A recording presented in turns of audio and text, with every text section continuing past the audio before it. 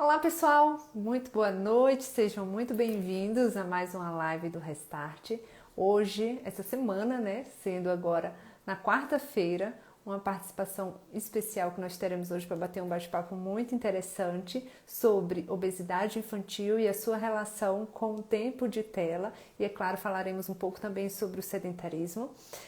Se você está assistindo essa live, posteriormente não deixem de comentar, de curtir e, é claro, de compartilhar com pessoas que vocês acham que podem sim se beneficiar do conteúdo, se beneficiar das informações que diz respeito à temática que nós estaremos abordando hoje, tá bom? Vamos só dar mais 2 segundos para que o Instagram envie a live para mais pessoas e, é claro, vocês podem já chamar outras pessoas para acompanharem a live também, acionando aí esse aviãozinho que tem na sua tela e enviando para outras pessoas, ou clicando no coraçãozinho para que ele seja enviado para mais pessoas também, tá bom? Vamos só esperar um minutinho.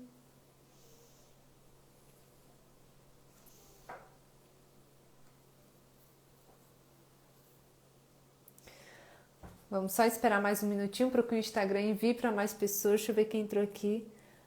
Ramila, é Ramila? Dê um alô, fale aqui pra gente se vocês estão me ouvindo bem, se tá tudo ok com áudio, com som, com vídeo. Vamos só esperar um pouquinho mais o nosso convidado entrar. E antes disso, eu quero aproveitar para falar para vocês que todas as lives do Restart que abordam temáticas relacionadas a telas eletrônicas estão disponíveis no meu canal do YouTube, Diana Cavalcante, então vocês podem acessar. Está tudo disponível, nós já falamos sobre aplicativos específicos como o TikTok, já falamos sobre o uso de telas agora no período pandêmico, já falamos sobre o relacionamento familiar, já falamos um pouco sobre questões de vício que envolvem a própria família. Então tem muita coisa disponível, vocês podem acessar lá e assistir quantas vezes vocês quiserem, tá bom? Olá, Daniel, acabou de entrar aqui meu convidado, deixa eu fazer o convite para a gente começar a nossa live.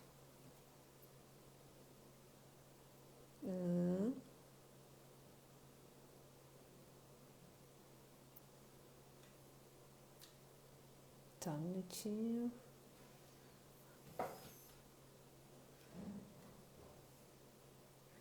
Vocês estão me ouvindo bem, gente? Acenem para mim aqui mandando um joinha, que para mim parece que a minha conexão não está boa, não estou conseguindo.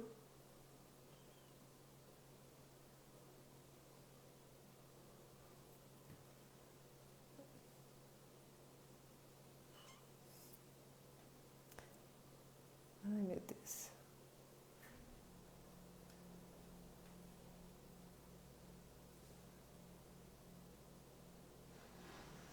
Vamos lá. Vai.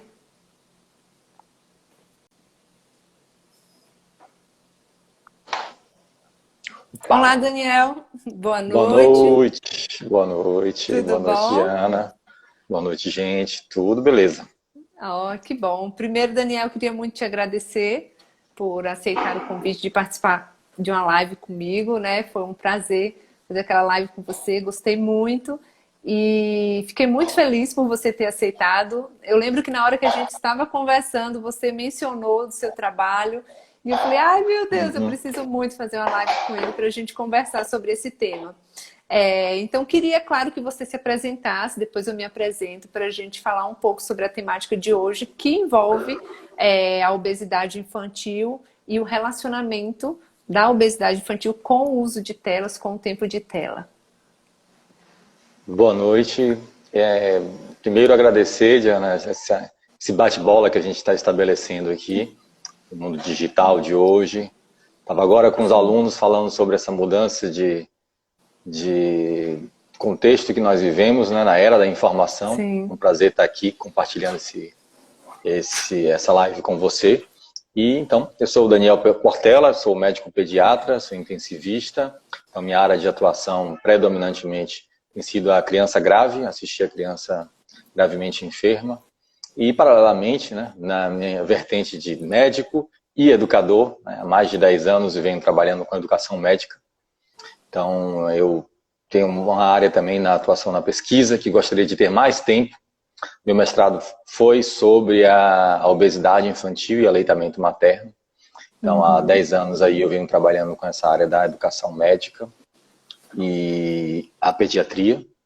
Então, eu comecei aí em 2010, 11, esse trabalho, que é um trabalho da professora Graciete, da Universidade Estadual de Feira de Santana, uma coorte grande de 1.300 e algumas crianças que foram acompanhadas aí. Hoje deve estar com mais de 8 anos essas crianças. Há um bom tempo atrás já deve estar um trabalho bem árduo de acompanhar essas crianças. E dentre outras coisas que a gente acompanhou foi o sobrepeso, obesidade, né, nessas crianças.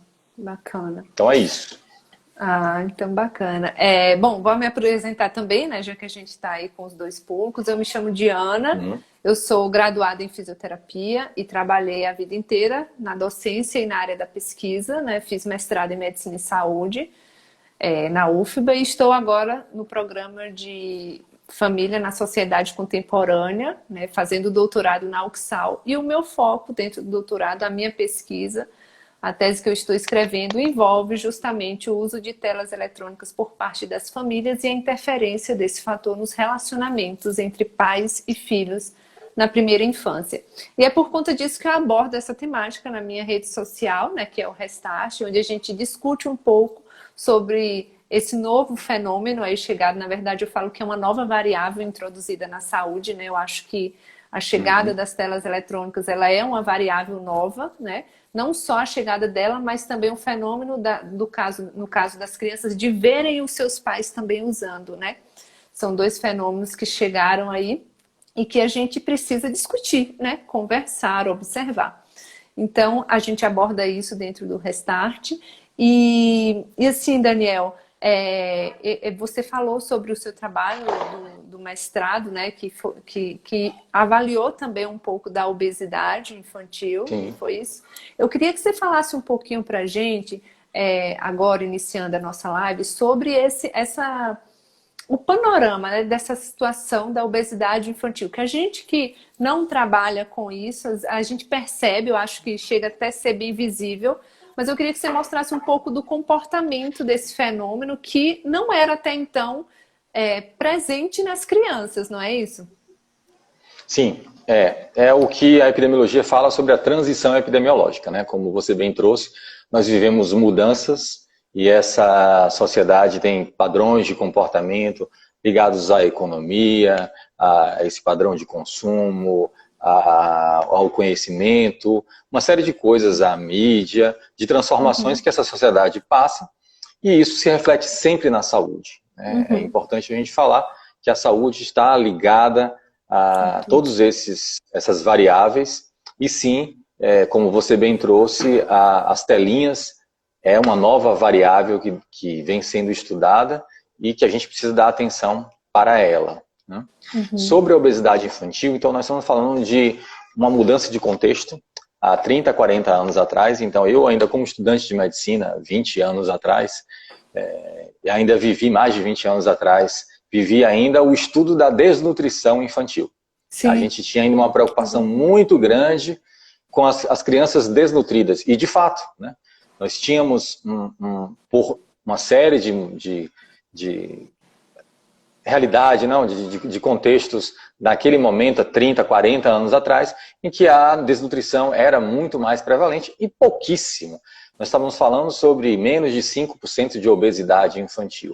Eu lembro de um amigo que sempre fala, é muito difícil, na minha época lá, quando eu era criança, a gente vê tinha um coleguinha que era mais gordinho da turma. Mas você vê, olha a sua turma de colégio, lá da infância, de 30 anos atrás, realmente era um colega no meio de 30 que tinha um sobrepeso ou obesidade. E era mais ou menos isso que o estudo, a literatura nos mostra. Então, e ao longo desses 30 anos, a gente vem passando por esse processo chamado de transição epidemiológica. Então, hoje nós temos uma prevalência aí de obesidade que vai variar dentro do nosso próprio país, que abriga, né, uma proporção continental, desde padrões mais do sul de regiões mais industrializadas, de hábitos mais semelhantes a países industrializados, até nós, né, Nordeste, Norte, que temos proporções menores. Lembrar que as cidades maiores, também né, os grandes centros, as cidades, a urbanização, também aumenta essa prevalência e incidência, que vem oscilando aí entre 15% e 20%, chegando a 35%, 40% nesses grandes centros, nesses locais. Nós estamos falando, então, de pelo menos 1 a cada 3 crianças no Brasil estão em sobrepeso ou obesidade, que é esse, quando a gente calcula lá o índice de massa corpórea do bebê, né, da criança, que é lá aquela relação do peso pela estatura, e aplica isso num gráfico, nós estamos falando então de 1 a cada 3 crianças no Brasil estão em sobrepeso ou obesidade. E aí vem o que é que isso significa, né? Eu fiz algumas anotações aqui. Isso é um problema de saúde pública. E o mais sério é que é um problema de saúde pública silencioso. Nós não temos sintomas. Essas crianças, que é uma proporção significativa da nossa população infantil, têm um problema que a gente bem sabe, nos adultos nós já sabemos isso, que esse excesso de peso tem uma série de consequências para a saúde. Desde o aparecimento de doenças cardiovasculares, mas eventos desde pequenos como dermatoses, né, problemas de pele, até alterações de comportamento, autoestima, depressão, uma série de coisas, né, de problemas associados à saúde. Apesar da gente ter às vezes dentro dessas discussões eu vejo, mas nós estamos ditando uma norma de estética para as crianças. Não se trata disso. Não se trata das crianças serem magrinhas, e nós não estamos falando de crianças serem modelos, né, num padrão de beleza. Sobrepeso e obesidade, a gente não pode se esconder disso, sim uma característica, é um problema de saúde pública, né? É um problema de saúde que está associado a vários desfechos ruins, né, para a nossa saúde. Assim como o tabagismo, há um tempo atrás, fumar inicialmente era bonito na propaganda, e só depois de muito tempo a gente começou a discutir os efeitos deletérios desse tabagismo para a nossa saúde. E aí, para complicar mais ainda a situação, Diana, nós estamos falando de um problema que é multifatorial. Ou seja, não é uma bactéria que a gente toma um antibiótico, ou a gente faz um exame e aí toma uma medicação, ou faz um tratamento com a fisioterapia, com o nutricionista, e aí acabou. Né? Em 3 dias, 7 dias, esse problema está resolvido. É muito fácil, né? Uma pílula que vai lá, trata uma bactéria e melhora. Nós estamos falando sobre um problema de causa multifatorial. Então aí estarão envolvidos muitos fatores, né? A gente pode elencar aqui, desde se essa criança foi amamentada, não foi amamentada. Obviamente, se essa criança é sedentária ou não, se tem, aí vai aparecer o tempo das telinhas, mais de 2 horas. Quanto mais tempo ela passa em atividades sedentárias, como essa criança ingere, como é a alimentação, a quantidade de carboidrato. Mas eu vou trazer aqui o estudo, né, lá da professora Graciete, do que eu participei, a coorte, que eu fiz parte da pesquisa, que eu acho que isso surpreende às vezes a gente. Um dos principais preditores de obesidade lá era a renda familiar. Quanto mais baixa a renda familiar, que é isso que surpreende as pessoas, maior obesidade. Olha que interessante, né? A gente acha que quando você tem mais dinheiro, às vezes você vai comprar, ter mais acesso à alimentação e vai ter mais obesidade. É o contrário. Quanto maior a renda familiar, quanto mais, né, essa família tem escolaridade e renda. Escolaridade, então, isso mesmo. Informação, quanto mais essa família, pai e mãe, estuda e tem maior renda, mais protege a criança de obesidade. Parece que, então, esse comportamento de informação não é apenas um acesso. Talvez, o que parece é que esse acesso, que vem inicialmente pelo aumento da renda, e é o que nosso país está passando, por um aumento da proporção de pessoas com maior poder aquisitivo, sai da zona de pobreza, começa a adquirir um maior poder aquisitivo, mas aí a gente vai para o consumo desses carboidratos, que são baratos e acessíveis, e uma população que ainda não passou por um nível de escolarização, de educação. Essa população que incrementa, isso aconteceu em outros países, Tem estudos de Hong Kong, que passou também, né, na China, que não é a China mais, uma cidade independente, que passou também por esse movimento de crescimento econômico, só que nunca a educação vem junto com a economia. A educação, o desenvolvimento da educação vem sempre depois da economia. E nesses países acontece justamente esse fenômeno de boom de obesidade. Porque as pessoas... Pode falar. Não, eu estava aqui pensando, e para eu não me esquecer de perguntar, não sei se vocês conseguiram observar alguma relação com a questão de gênero, Daniel? Teve alguma diferença? Não tinha diferença. Não. Tá. Não tinha diferença, não. Então, acho que o que a gente encontrou... Esse parece ser o fator mais importante, realmente, né? A questão da escolaridade. Escolaridade, renda e a obesidade nos pais. Aí eu queria comentar isso, né? Porque a gente vai lembrar da genética. A gente vai achar, não, meus pais são obesos. E fato interessante é que a mãe obesa tem maior influência, né? Tem maior associação do que o pai obeso. Às vezes tem estudo mostrando que a obesidade do pai não tem associação direta, que aconteceu em amostras nossas, determinada idade, que o peso IMC do pai não associava com a obesidade, mas a obesidade na mãe sempre esteve presente, sempre esteve associada à obesidade na criança. Aí vamos discutir brevemente isso, Diana, que é uma fuga muito interessante, que a gente acha, então é um fator genético. Quer dizer, então, que meu pai e minha mãe é obeso, eu serei obeso, né? Então aceita, né? E aceito. E é fácil. É fácil a gente se contentar. E aí, o que hoje já vem se discutindo bastante, o chamado ambiente nutricional. Né? A gente sabe que esse ambiente onde a criança vive, que compartilha com os pais, pai e mãe, parece ser muito mais importante do que esse componente genético. Então, na verdade, o que a gente está fazendo é incorporando os hábitos de vida dessa família. Por que a obesidade parece estar aumentando na infância? Porque a gente está incorporando esses hábitos que são dos pais e muito menos do que a gente acredita desse poder genético, que ele é muito acalentador, né, para a gente, que a gente talvez se coloca assim, mas é um fator de risco não modificável. E aí é confortável, eu fico parado. Né? Isso mesmo. Então é isso. Sobre esse problema complexo, né, toda vez que a gente trata de problemas de causas multifatoriais, nós estamos numa situação muito difícil. Um grande problema, é verdade. Onde parece que hábitos de vida estão entre os principais determinantes. Né? É essa família, né, que eu acho que vou deixar você começar a falar sobre isso, Diana, que você fala muito bem no seu perfil, no conteúdo que você traz, a importância da gente falar sobre, né, e para essa família. Sempre que eu recebo no consultório uma criança com sobrepeso e obesidade, eu percebo muito fácil assim, o discurso dessas famílias de que, mas ele não quer, ela, Mariazinha, não quer. Mas eu já falei que não é bom comer assim, assim, assado. Ou, mas a gente está fazendo esse tipo de alimento, o prato, a dieta de Mariazinha. Então, abordar, e aí nós vamos falar sobre as intervenções, os programas de intervenção. Se a gente quer intervir sobrepeso e obesidade na infância, nós teremos que falar sobre a família. Como essa família se comporta.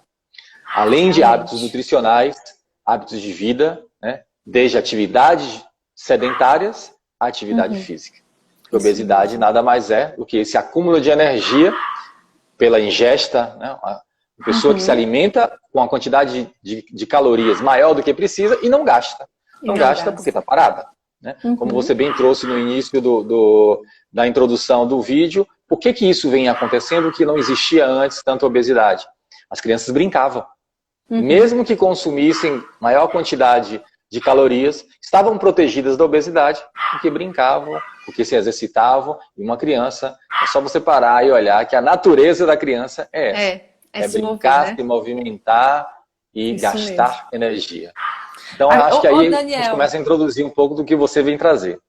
Acho até que, não sei se eu posso estar errada, mas acredito que a qualidade do sono também deva contribuir bastante para essa questão.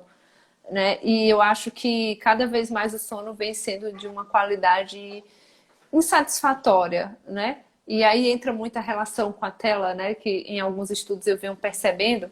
Mas antes de entrar nisso, só queria ressaltar aqui, ó, um comentário da Vivi. Acho que A ela tá Vivi é fazendo. colega. Ela falou, então, resultados parciais de minha tese me mostrou isso também. E com crianças e adolescentes quilombolas, né? Então ela percebeu aí um resultado semelhante à sua pesquisa.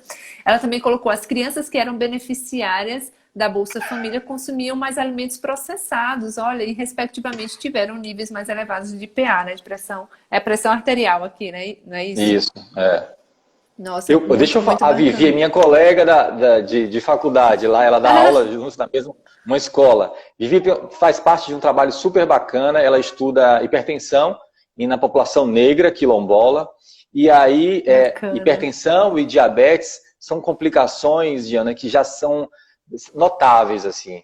Crianças obesas, hoje, de pouca idade, estou falando aqui de crianças de 6, 7, Uhum, 8 anos, já sim. hipertensas ou Uhum, com incidência, a incidência de diabetes méritos tipo 2, que é aquele diabetes do sim. adulto, já Aham, começa a aparecer e aumentar sim. gradativamente nessas crianças, né? Como a gente vem Bacana. vendo, né, Daniel, essas condições, muitas delas crônicas, associadas a estilo de vida que sedentários, inadequados, que até então não eram vistos em crianças e adolescentes e cada vez mais vem crescendo. Olha, alguém aqui pergunta, acho que foi a própria Vivi, como faz para socializar a live? Ó, gente, é muito importante falar para vocês que se vocês clicarem nesse aviãozinho, vocês mandam informação para o Instagram de que a live é boa, está sendo bom, e ele envia para mais pessoas, tanto para contatos meus, né, do Restart, quanto do Daniel. Então, se vocês estão achando a live importante, interessante e relevante, não deixe de fazer isso, é uma forma de ajudar.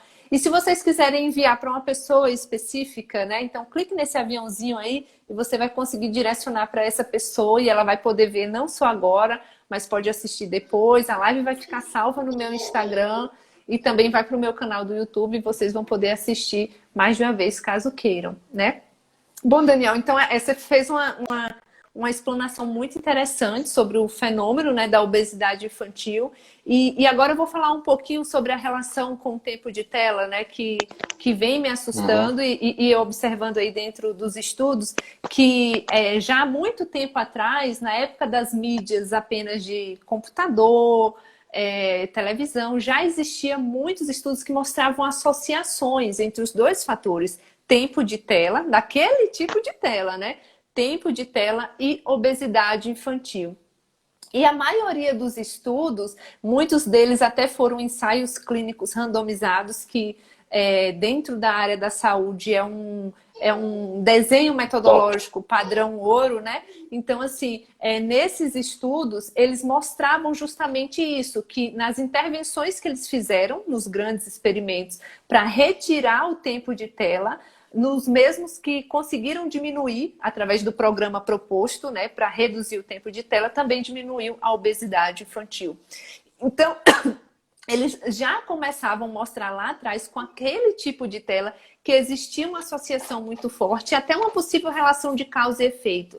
E agora, cada vez mais vem crescendo isso, esse fenômeno, como você colocou, e cada vez mais nós temos uma mudança na natureza da tela, porque a tela que a gente passa a ter hoje é cada vez mais interativa e mais, como é que eu falo, mais envolvente, né? E sendo ofertada para Viciante. crianças, viciante para crianças em idades cada vez mais novas. Né? Então, assim, existem algumas linhas aí de pesquisadores que falam que os principais fatores que mostram essa associação, que justificam essa associação, são, primeiro, o fato de a criança, por estar, né, a criança ou adolescente, assistindo a mídia, né, exposta àquela mídia, por muito tempo ela fica em uma posição sedentária, que muitas vezes é uma posição inadequada, que leva a problemas posturais, mas também que, por conta da natureza viciante, como você falou, né, da liberação de dopamina, da sensação de prazer e de que quero ficar mais, cada vez mais,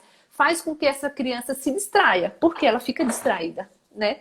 E nessa distração, ela passa a ter um hábito alimentar de comer cada vez mais Uhum. alimentos rápidos e que não são de uma nutrição adequada, e elas também começam a ter uma interferência aí na sua saciedade, né? Então, estão distraídas. Sabe quando a gente vê, às vezes, um pai e uma mãe num restaurante com o menino assistindo a tela, distraindo ele, enfiando comida? A criança está distraída, né? Então acontece isso também com os maiores. Então é como assim, eu não tenho um controle sobre a minha saciedade. Eu vou comendo até o pacote acabar, né? Então até o pacote acabar ou até o jogo acabar, eu vou comendo. Então esse é um dos fatores pelos quais eles justificam essa relação entre os dois, né? Entre a obesidade infantil e o uso de telas. Mas além disso também tem um outro fator que é a questão da propaganda emitida pelos conteúdos das mídias, que muitas vezes levam ao incentivo do consumo de alimentos que também não têm, né, que são altamente calóricos e não têm uma nutrição adequada. E por último, e não menos importante, um fator que é muito predominante, eu acho que é o primeiro fator associado ao uso de telas, principalmente interativas, que é a baixa qualidade do sono. Então, o sono é o primeiro fator que é atingido pelo uso das telas e ele tem uma repercussão muito grave na questão da obesidade também, né? Então, as crianças não só não dormem menos, mas dormem de forma inadequada. Então, às vezes, os pais falam assim, está dormindo o tempo adequado, né? Então, o médico falou que tem que dormir tantas horas. Está dormindo tantas horas. Só que estudos comprovam que o uso de telas faz com que essa qualidade do sono seja inadequada. Em que sentido? Então, não permite que a temperatura corporal caia a níveis que façam com que o sono se mantenha, né, e entre em um sono mais profundo, que é totalmente reparador e que tem uma repercussão muito importante para o desenvolvimento cerebral e que faz com que no outro dia o corpo, por não ter tido essa reparação proveniente desse sono inadequado, faz com que ele libere cada vez mais hormônios do estresse. A criança não se sente bem, se sente cansada, apesar de ter dormido o tempo certo de sono, e acaba que contribui para essa bola de neve, né, que vem associada a tudo isso. Já percebi, Daniel, não sei se para você já chegou esse tipo de solicitação, até no consultório, acredito que você tenha mais contato com isso do que eu, de pais que falam, né, e eu percebo que é um discurso muito das telas e que faz com que a tela entre cada vez mais na família, que é de eu sinto meu filho muito cansado, apesar de, agora na pandemia, apesar de não estar fazendo esporte, nada disso, eu percebo que ele está cansado, assim, a fisionomia que o pai percebe, né, aquela avaliação é de que é uma criança cansada e que não faz atividade física, e o próprio pai fala assim, por ele não estar bem, eu sinto que ele está cansado, eu também não incentivo a prática de esportes. Já teve até uma mãe uma vez que me falou, a criança dela, né, tem um uso também viciante de telas, né, já detectado, enfim. O menino desenvolveu uma diabetes, como você mencionou aí, um fator que é cada vez mais presente. E ela fala que justamente por conta da diabetes, ela não incentiva o filho a praticar esportes ou fazer uma atividade, né? Então, assim, o que torna muito pior a condição, né? Então, é um corpo totalmente parado, cada vez mais parado, porque a atividade de tela é uma atividade extremamente sedentária em um cérebro superestimulado, né? Não descarrega energia de nenhuma forma, né? E aí tem repercussões negativas não só no comportamento, mas também no corpo físico, né? E aí vem desde as alterações posturais, dores no corpo, em articulações, até a questão da obesidade.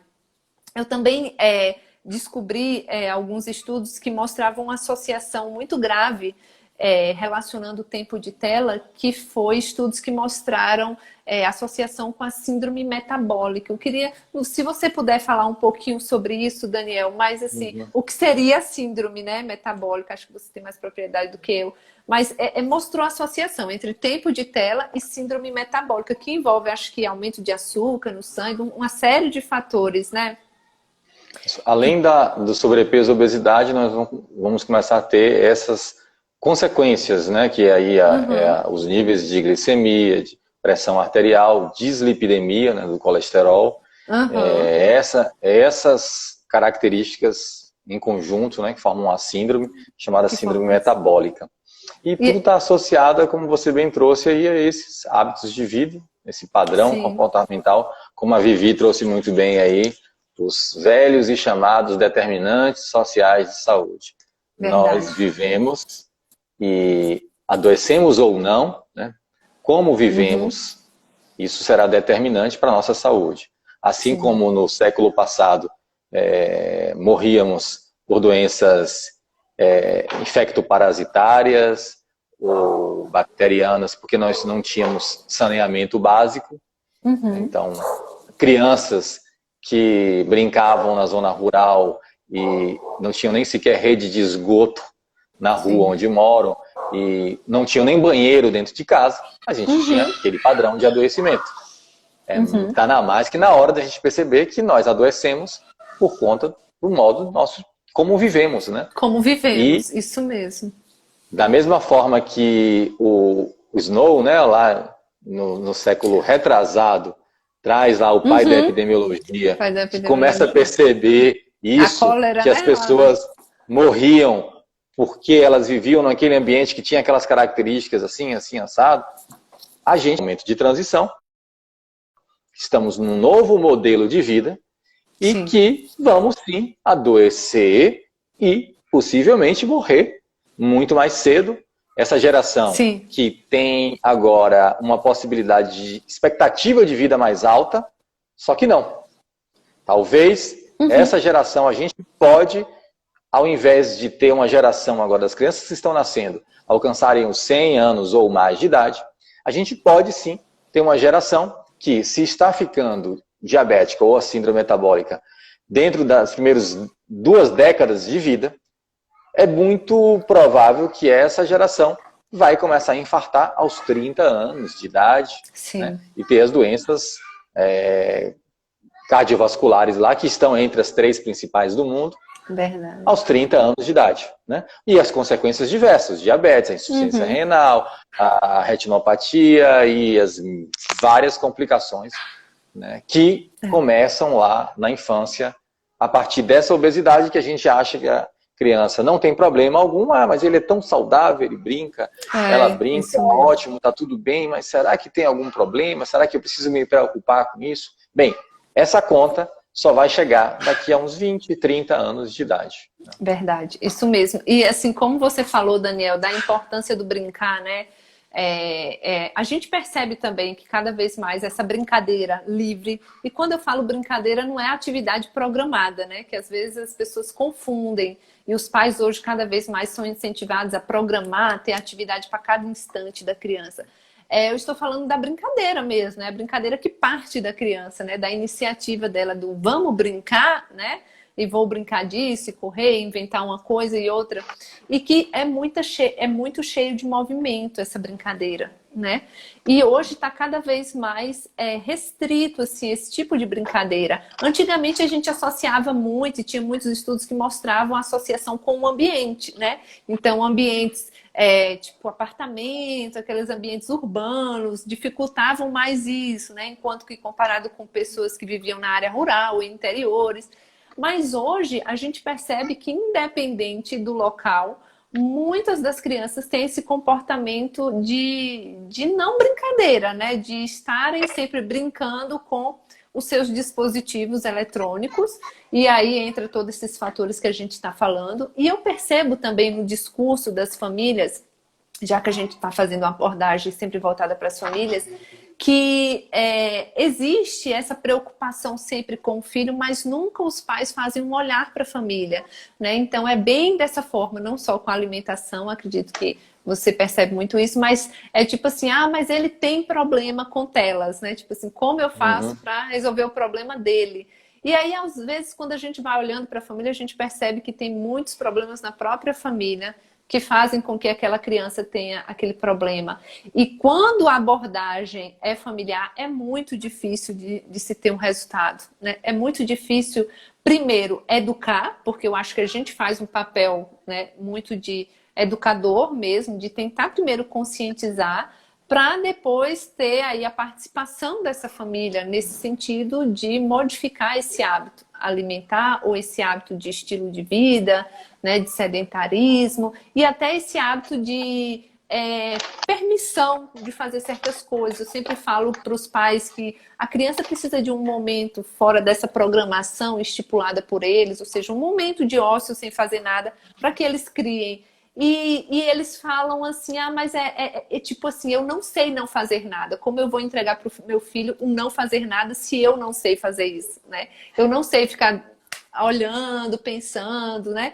Então eu não consigo conceber isso para o meu filho. Para você ver como existem coisas enraizadas aí na nossa sociedade, né? Que até nós adultos já estamos vivendo e que nossos filhos já estão, né, colhendo também como o comportamento dos próprios pais.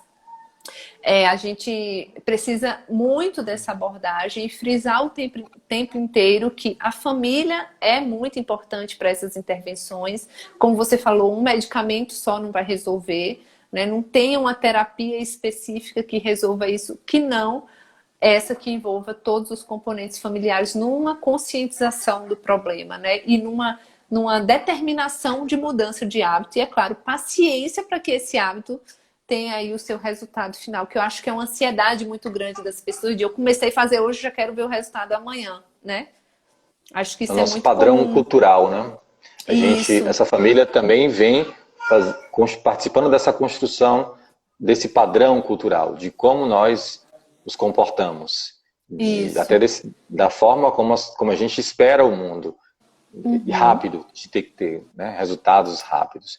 Eu queria falar sobre essas intervenções, Diana. Até você pode, acho que em seguida, falar sobre intervenções das telas, mas eu falar, tem um estudo da Roseli Siquieri, aqui, a Rita de Souza, nos cadernos de saúde pública. É um estudo que fala sobre intervenções, o impacto dessas intervenções, programas para abordagem dessa obesidade. E eu vou trazer algumas coisas aqui, conclusões desse estudo, que eu acho que dá para a gente refletir por quê. Bem, parece que programas que são mais eficazes quando a gente aborda crianças mais velhas. Quando a gente faz trabalhos em escolas de ensino médio, ou seja, nós estamos falando de adolescentes, essas crianças tendem a incorporar e aprender isso mais rapidamente. Talvez porque entendam e percebam e conseguem se destacar da família, né? Verdade. Até porque também essas crianças começam a ter poder de escolha. Então, novamente, como é que a gente vai intervir uma criança muito pequena, 5, 6, 7 anos, essa criança é totalmente influenciada pelo comportamento da família, tem uma capacidade de escolha, de aprendizado, de libertação desse padrão muito pequena, e a gente não vai ter sucesso, né? Então, parece que também que a gente precisa ter programas de complexidade baixa, ou seja, trabalhar com pequenas metas. Vamos lá estabelecer o que eu falo. Vem cá, vamos escolher 3 alimentos para que a gente deixe de comer. O que você acha, Diana? Me fale 3 coisas que você come que você acha que não é legal. Eu gosto de tomar refrigerante. Tá bom. Vamos tirar o refrigerante? Não. Vamos assim. Quantas vezes por semana você toma refrigerante? Toma todo dia. Beleza, então vamos lá, negociar também, né? No diálogo. Quantas vezes a gente pode fazer isso com a criança? O pai, a mãe pode fazer isso. Senta na mesa todo mundo junto. E é claro, eu vou ter que fazer também, né? Não é só a criança que vai dizer quais 3 alimentos ela pode deixar de comer. Então vamos lá, vamos falar para mim agora. Daniel, quais 3 alimentos você poderia reduzir? Poxa, eu acho que então refrigerante, mas então eu vou sair de todos os dias da semana. Vamos para 3 dias da semana? Daniel, como você é um pediatra, está falando que vai tomar 3 vezes por semana? Gente, mas vamos devagar. Vamos com metas curtas. Escreve na porta da geladeira, vamos lá agora. Eu só posso tomar refrigerante 3 vezes, são 3 quadradinhos. Eu tomei hoje, risquei. Tomei quarta-feira, risquei. Já acabou meus quadradinhos, eu não posso mais. Mas eu tenho um outro alimento, enfim. Escolhe 3 alimentos, programas curtos. É claro, da mesma forma que eu falei de 3 alimentos que eu poderia deixar ou reduzir de comer, né, na minha alimentação, eu poderia escolher 3 alimentos que eu não como e que seriam saudáveis. Como as velhas frutas, que as crianças às vezes... eu não gosto disso, daquilo. Escolhe 3 frutas para comer. Escolhe 3 frutas. Vamos lá. Vamos, a partir desse mês, comer essas 3 frutas. Pronto. Metas curtas. Vamos devagar, pequenos prazos. Se concentra só no peso.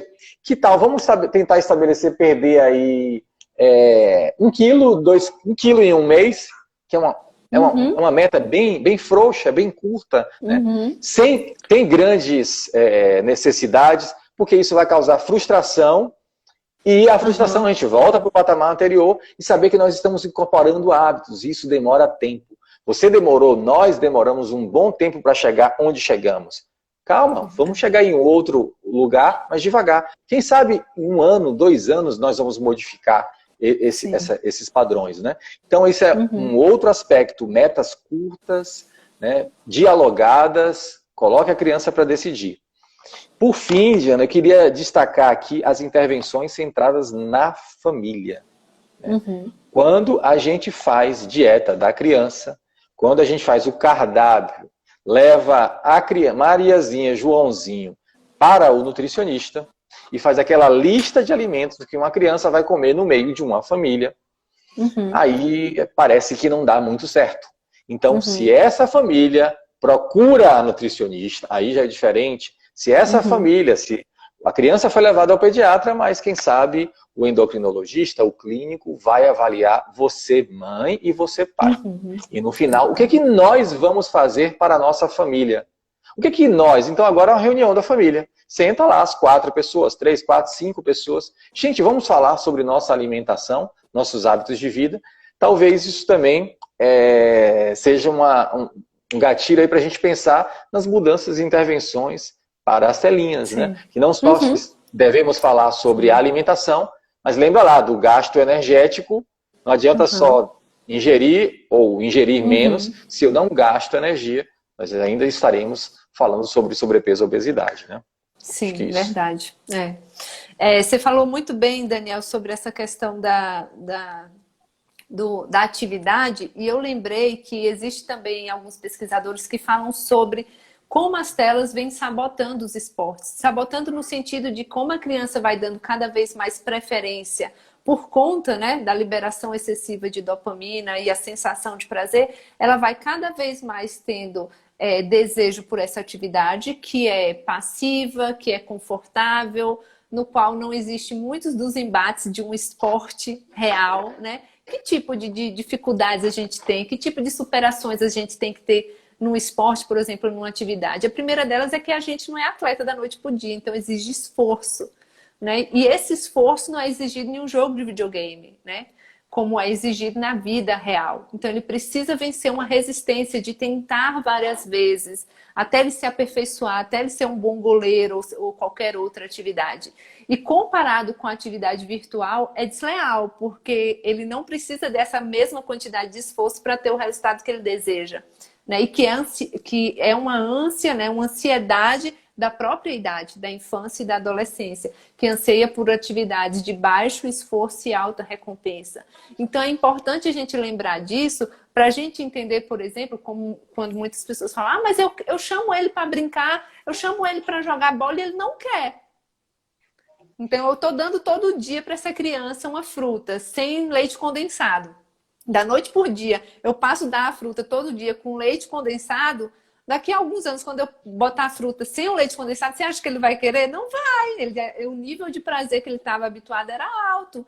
Então, por isso a gente precisa entender essa interferência das telas para a gente compreender por que a criança passa a não querer mais brincar, jogar, fazer uma caminhada, andar de patins, andar de bicicleta e fazer qualquer outra coisa que não fora da tela. Então, só para a gente entender o tamanho do efeito que existe aí e que é trazido pelo design persuasivo, né, que é colocado estrategicamente nessas plataformas para fazer com que o usuário fique a maior parte do tempo ali. Então, a gente entendendo isso, a gente percebe que, primeiro, a gente precisa ir retirando um pouco disso, né? Porque não dá para competir, é uma competição desleal. Então a gente vai retirando, e eu sempre falo também como você, ir retirando dessa forma gradativa, e é claro que o primeiro ponto, o momento mais importante dessa retirada é o momento noturno, né? Então não ter nesse momento noturno, porque tem um impacto muito grande, comprovado já cientificamente há muito tempo, na qualidade do sono, e a gente já falou sobre como esse sono é importante para várias questões aí da nossa vida física, mental, né, e psicológica também. E também do momento das refeições, na hora do almoço, do café, na hora que estamos ali em família, né? Porque é um momento em que as crianças usam muito telas. Pode parecer até... acho que muitas pessoas já presenciaram isso antes, né? Aí nos restaurantes da vida, né? E também dentro de casa, crianças que se alimentam o tempo inteiro com as telas. E eu fiz uma live uma vez com a nutricionista e ela falando de como a nutrição vai além do colocar comida na boca, né? Então o cheiro, a criança precisa conhecer o cheiro, sentir o sabor. A criança que apenas abre a boca distraída e recebe a comida da mãe ali, ela não vai criando esse relacionamento com o alimento para entender o que ela gosta, o que ela não gosta, né? E fazendo esse relacionamento com o alimento, né? De entender até a sua porção adequada, né? De eu vou botar só o que eu como, e aí depois chega lá na frente, a criança também começa a se distrair, comer desordenadamente, e começam os problemas que a gente já comentou aqui. Então é importante a criança estar no momento da refeição, em todos os sentidos. Pode parecer difícil, porque para algumas crianças que já estão habituadas a isso, né, a comer só diante da tela, o pai, quando tira isso, né, a tela do momento da refeição, fala, ele não quer comer nada, porque já é uma forma da criança ter de novo o que ela quer, né? Então, não vou comer nada. E o pai ou a mãe, preocupado com essa condição, entrega novamente a tela. Olha que dilema nós temos, né? Eu também já tive o contato uma vez com a mãe que ela falou assim, meu filho só quer comer pipoca diante da tela. Esse menino hoje só comeu uma coisa no dia inteiro, que foi pipoca. E aí eu lembro que eu perguntei para ela, mas quem é que compra a pipoca? Né? Então a gente também precisa olhar muito para a gente. Né? O que eu tenho ali? Por que isso está disponível? Eu sinto muito que... Eu percebo que às vezes no nível ali entre pai e filho, o filho sempre está acima, ditando a regra para os pais. Não sei se você percebe isso, Daniel. Eu falo isso porque eu sinto tanto isso e às vezes me incomoda. Me parece que o filho dita muito a regra para o pai e para a mãe. Então eu quero comer pipoca o dia inteiro. E a mãe, né, e o pai, às vezes, vai lá e... foi tão grave esse caso, eu estou fazendo uma abertura para falar desse exemplo, porque esse caso foi tão grave que a mãe chegou a solicitar do Estado, através da Justiça mesmo, assistência para essa criança para ter tratamento psicológico, terapêutico, porque o menino só queria comer pipoca, né? E aí, quando foi cavando, né, buscando, aí teve, porque nunca é mencionado inicialmente o fato da tela, só que quando vai se cavando, aí se percebeu, a tela estava sempre presente. Né? Desde sempre o menino só se alimentava com a tela. E vários outros fatores familiares que a gente já conversou aqui, mas que foram contribuindo. E eu lembro que a pessoa envolvida no processo falou assim, nossa, você não sabe o tamanho do gasto que isso é para o Estado. Esse problema, né, custa muito para o Estado conseguir tudo isso que essa mãe está pedindo para um problema que provavelmente não é pelo que ela está imaginando. Né? E é como se o problema continuasse, porque a maioria, o fator agressor não foi retirado, né? Essa conscientização não acabou. Mas ela está pedindo tratamento para uma outra coisa. Então, assim, é muito confuso tudo, é muito difícil ainda esse olhar para esse problema, acho que até social, né? Comportamental, familiar, que envolve tudo isso, e por isso a importância dessa nossa live aqui, né, da gente estar discutindo. Agradeço a todos que estão aqui ouvindo, participando, a Vivi, a Suene, Joyce, tanta gente, a Joyce, a Flávia, a Virgínia, que falou aqui que os pais não têm mais paciência para brincar com os filhos. Nossa, como é importante a participação de vocês, né, nessa discussão. Então, assim, muito obrigada mesmo. E eu acho que é importante a gente manter, eu acho que a gente às vezes fica lutando esses problemas que são mais crônicos, a gente às vezes sente que estamos aí nadando contra a maré, né, e que não vai para canto nenhum, porque a gente só vai vendo a prevalência aumentando para o outro lado, né, Daniel? E é assustador às vezes, mas eu acho que a gente precisa muito continuar, né, continuar falando, continuar debatendo, discutindo, porque... uma hora vai sim estourar. E eu acho que cada vez mais isso está próximo por conta da grande proporção que isso se tomou na pandemia, né? Então, eu acho que a minha principal orientação aqui são essas que eu acabei de falar: o cuidado com o momento noturno, o cuidado com o momento das refeições, né? E essa importância de estar o tempo inteiro mostrando para a criança que a refeição vai além de só enfiar comida na boca. E, é claro, ter um pouco de paciência nesse processo, Daniel, né? Que é uma mudança de hábito. A gente não está acostumado com coisas que duram muito tempo, então a gente quer a resposta imediata, e isso é muito grave nesse caso, porque mudar um hábito não é da noite para o dia, né? A gente só precisa persistir. E, é claro, conversar com a criança o tempo inteiro, mostrar para ela que aquilo que você está fazendo, desde a mudança alimentar, desde a mudança do relacionamento dele com as telas, é pro bem dela, né? Então, eu estou fazendo isso, meu filho, não é porque eu quero te julgar ou porque eu quero te punir. É pro seu bem, é pro bem de nossa família. É por isso que nós vamos fazer todos juntos, como você falou, né? É por isso que o refrigerante todo mundo vai tirar, é por isso, né? Então, essas pequenas mudanças e essa forma de apresentação mostra para a criança que todos estão andando pelo mesmo caminho e ela quer fazer parte disso. Então, ela vai ser mais fácil para ela entrar nesse sentido. E nas pequenas mudanças já observadas na criança, mostrar para ela: olha, você está vendo como você melhorou, mesmo que seja pequena, olha, você está sentindo, né? Isso vai reforçando nela esse ponto positivo, e ela vai cada vez mais se motivando a continuar. Então, acho que essas orientações são muito importantes. Acredito que se as pessoas começarem a fazer essa